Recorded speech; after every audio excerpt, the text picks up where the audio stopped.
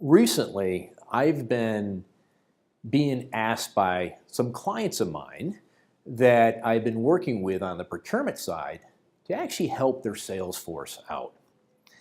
And what's interesting is that we in procurement work on the other side of the house, and our sales functions have a difficult time engaging with procurement.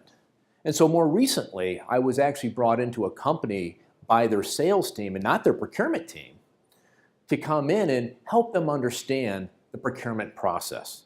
What is procurement? How do they think? What do they do? How do they do things, etc. And so I went in, and the first thing I did when I went in the room is I had a flip chart. And I asked all the salespeople, and these are key account managers from around the world, I said, what do you want to know? What do you want to know about procurement?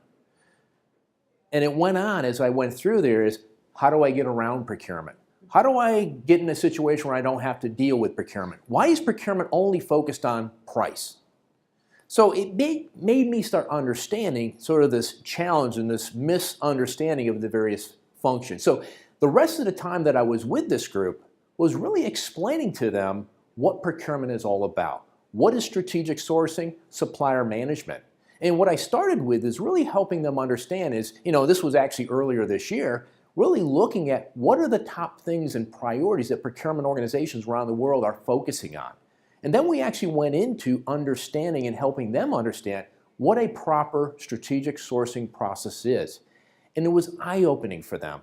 Eye-opening from the perspective they had no idea this kind of analytical horsepower and the thinking and the research was going on the other side of the table from where they were, and they had a completely different perception of what procurement actually does.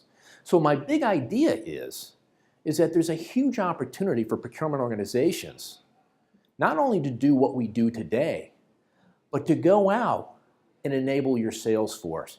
Help them understand what you do. Enable them with more knowledge about what a sourcing process is. Make them and give them an advantage in the marketplace.